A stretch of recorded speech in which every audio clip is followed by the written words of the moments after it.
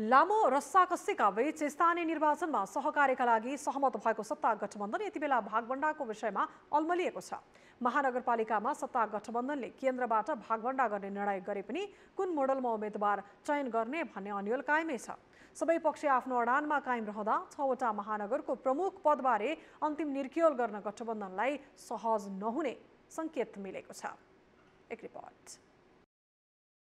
स्थानीय निर्वाचनमा सहकार्य गर्ने विषयमा एकै ठाउँमा उभिएका दलहरूबीच यतिबेला उम्मेद्वार टुङ्गो लगाउने विषय पेचिलो बनेको छ। विशेष गरी 6वटा महानगरको प्रमुख पदको भागभण्डाको विषय र दलीय अडान र अपेक्षाले यो विषय जटिल बनाएको हो। माओवादी अध्यक्ष प्रचण्डले 2074 को स्थानीय चुनावमा आफूले जितेको महानगरमा आफ्नो दलको तर्फबाट उम्मेद्वार उठाउने प्रस्ताव गरेका छन्। ललितपुर र विराटनगरमा कांग्रेस, भरतपुरमा माओवादी केन्द्र र वीरगञ्जमा जसपाले जितेको थियो। भरतपुरलाई माओवादीले प्रतिष्ठाको विषय बनाएको छ। माओवादी अध्यक्ष प्रचण्डकी छोरी मेयर रहेको र आगामी निर्वाचनमा उनलाई दोहोर्याउने चाहनाका कारण पनि भरतपुर कसैलाई नछोड्ने अडानमा प्रचण्ड छन्। तर पछिल्लो निर्वाचनमा माओवादीलाई समर्थन गर्दा राजनीतिक रूपमा ठूलो क्षति बेहोरेको भन्दै कांग्रेस जन भने कुनै हालतमा माओवादीलाई समर्थन गर्न नसकिने अडान राखिरहेका छन्। यता सभापति शेरबहादुर देउबा भने डाक्टर शेखर कोइराला पक्षधरको बाहुल्यता रहेको भरतपुर माओवादीलाई दिएर आफ्नो राजनीति सहज बनाउने पक्षमा देखिएका छन्। यसअघि जसपाले जितेको वीरगञ्ज महानगरपालिकामा कांग्रेसको बलियो दावेदारी छ। वीरगञ्जका कांग्रेस कार्यकर्ताहरू जसपालाई छोड्न नहुने पक्षमा छन्। विजय सरावगी एमाले प्रवेश गरेकाले जसपा केही कमजोर भएको उनीहरूको अनुमान छ। विराटनगर महानगरपालिकामा जसपा अध्यक्ष उपेन्द्र यादवका छोरा अमरेन्द्र यादवले दावी गरिरहेका छन्। सोही कारण पनि विराटनगर जसपाले पाउने र वीरगञ्ज कांग्रेसको पोल्टामा पर्ने सम्भावना बढिरहेको छ। यता नेकपा एमाले जितेको काठमाडौँ र पोखरामा भने गठबन्धनका दलहरू सबैले चासो दिएका छन्। गठबन्धनमा रहेका दलहरूको अवस्था राम्रोसँग बुझेको कांग्रेसले सबै महानगरपालिका दावी गर्ने, त्यसको बदलामा उपमहानगरपालिका र नगरपालिकाहरूमा लचकता अपनाउने प्रस्ताव अघि सार्ने तयारी गरेको छ। एकीकृत समाजवादीका अध्यक्ष माधव कुमार नेपालले नेकपा एमाले जितेको काठमाडौँ र पोखरा मध्ये एक महानगर आफूहरूले दावी गर्ने बताइरहेका छन्। काठमाडौँ र पोखरामा पहिलेदेखि नै कांग्रेसका नेताहरूले दावी गरिरहेका छन्। तर कांग्रेसलाई पोखरा र काठमाडौँ मध्ये एउटा महानगर एकीकृत समाजवादीलाई दिनै पर्ने बाध्यता छ। संघीय राजधानी समेत रहेको काठमाडौँमा कांग्रेसले एकीकृत समाजवादीलाई छोड्ने सम्भावना न्यून छ। गठबन्धनले मेयरको उम्मेद्वार सहमतिमै टुङ्गो लगाउने भए पनि हालसम्मको स्थिति हेर्दा 6 महानगरपालिकामा काठमाडौँ, ललितपुर र वीरगञ्ज र विराटनगर मध्ये 3मा कांग्रेसको सम्भावना उच्च देखिन्छ।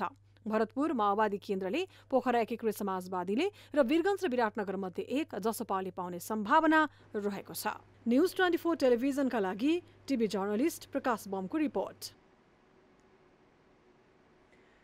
स्थानीय निकायको निर्वाचन नजिकै गर्दा हाल नेतृत्वमा रहेकाहरूको समीक्षा हुन थालेको छ। नयाँ नेतृत्व चयनको अवसर आएकोले विगतमा भएका कामहरूमा आम चासो बढेको हो। अघिल्लो चुनावमा आश्वासनको पोका बाँडेर निर्वाचित भएका जनप्रतिनिधि मध्ये धेरै जसोले पदमा पुगेर पनि काम गर्न सकेनन्। अधिकांश स्थानीय निकायको ध्यान सजिलो र अलोकप्रिय काममा केन्द्रित हुँदा यसले आम जनमानसमा निराशा छरियो। एक रिपोर्ट। स्थानीय तहका जनप्रतिनिधिले अबको केही सातामै 5 वर्ष कार्यकाल पूरा गर्दैछन्। अघिल्लो स्थानीय निर्वाचनमा जनप्रतिनिधि बन्ने आकांक्षा सहित चुनावी मैदानमा होमिनेहरूले प्रतिबद्धताको चाङ लगाए, तर काम गर्ने पर्याप्त अधिकार र अवसर हुँदा समेत नतिजा आउन सकेन। हाल सो निर्वाचनबाट चुनिएका प्रतिनिधिको कार्यकाल सकिन लागेको छ। ती प्रतिबद्धता कति पूरा भए भन्ने प्रश्नले जवाफ खोजिरहेको छ। सबैभन्दा पहिले त उनीहरूको घोषणापत्रमा यो यथार्थ परक चाहिँ भएन क्या। जस्तो चाहिँ मोनोरेलको कुरा भयो, स्मार्ट सिटीको कुरा भयो होइन, त्यो उठ्दाखेरि चाहिँ जनतालाई एउटा आश्वासन दिन गरी चुनाव जसरी नै जित्ने भन्ने एङ्गलबाट चाहिँ गयो। अब त्यो पुरा हुन्छ कि हुँदैन भने त्यति बेला सोचिएन कि उहाँले। होइन, त्यो घोषणापत्र नै हो मूल कुरो चाहिँ। तर घोषणापत्रमा जे कुराहरू प्रतिबिम्बित भएका छन् त्यो अनुसारको कार्यक्रम चाहिँ उनीहरूले गर्दैनन् नि। घोषणापत्रमा उनीहरूले जे लेखेर लिएर आएका थिए त्यो अनुसारको कार्यक्रम गरिदिएका थियो भनेदेखि त हामीले यसरी क्वेसन गर्नुपर्ने अवस्था रहँदैन थियो। तर त हामीले क्वेसन गर्नुपर्ने अवस्था के भन्दा उनीहरूले काम नगरिदिएको कारणले गर्दा चाहिँ हामीले चाहिँ बोल्नुपर्ने अवस्था आयो।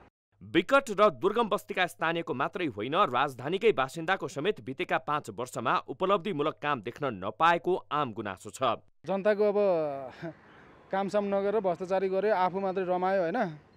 अब यिनीहरू त ठुलो बडा आफू मात्रै गाडीमा हिँड्ने, भ्रष्टाचार चाहिँ एकदम भित्रभित्रै गर्ने, उसको आफ्नो मान्छेलाई मात्रै हेर्ने, त्यस्तो भयो क्या। गर्दैनन् और यताउता और कोही नाङ्गो कोही भोको कोही कोही कहाँ कोही के केही हेर्न छैन उयो आफ्नै मात्रै सिट ठाडो पारेर हिँड्छन् त्यति हो। अन्य नगरपालिका जस्तै बुढानीलकण्ठ नगरपालिकामा पनि यो कार्यकालमा थुप्रै समस्या जिउका त्यौं रह्यो। खानेपानी, फोहोर व्यवस्थापन, सडक निर्माण जस्ता कामहरूमा प्रतिबद्धता थुप्रो थियो, तर काम भने अत्यन्तै फितलो रह्यो। 5 वर्षसम्म आफ्ना प्रतिबद्धता पूरा गर्न नसके पनि कार्यकाल सफल भएको दावी गर्न भने प्रतिस्पर्धा नै हुने गरेको छ। बुढानीलकण्ठ नगरपालिकाको समग्र विकासको लागि ग्रामीण संस्कृति र सभ्यताबाट नगर संस्कृति र सभ्यताको आधारभूत जग बसाल्ने काममा बुढानीलकण्ठ नगरपालिका सक्षम भएको छ र यो सब आम नगरवासीको अगाडि छर्लङ्ग छ। हामी त्यही बेसमा रहेर आगामी दिन अझ बाँकी कामहरूलाई पनि व्यवस्थित गर्दै अगाडि बढ्ने योजनाका साथ हामी नगरवासीको अगाडि धन्यवाद ज्ञापन गर्दै अपिल गर्दै अगाडि बढ्ने योजनामा लागेका छौँ। जनतासँग मैले प्रतिबद्धता गरेको थिएँ, त्यो कामहरू जस्तै खानेपानीको कुरा, बाटाका कुरा, स्वास्थ्यका कुरा, शिक्षाका कुरा, यी सबै काम चाहिँ मैले यो 5 वर्षभित्रमा मैले जति कमिटमेन्ट गरेको थिएँ त्यो अनुसार काम चाहिँ मैले सम्पन्न गरेँ। स्थानीय निकायले गर्ने कामको प्रत्यक्ष सम्बन्ध जनतासँग जोडिएको हुन्छ, सोही कारण यसलाई बढी महत्त्व दिने गरेको छ। मतदाताले पनि सोही अनुसार नेतृत्वको बागडोर दिन्छन्, तर अवसर पाउँदा पनि काम गर्न नसक्ने प्रवृत्तिलाई मतदाताले सधैँ अवसर दिँदैनन् भन्ने तथ्य भुल्नु उपयुक्त हुँदैन। न्युज 24 टेलिभिजनका लागि क्यामेरामा कान्छा डोङ्गोलका साथमा टिभी जर्नलिस्ट राजन ढकालको रिपोर्ट।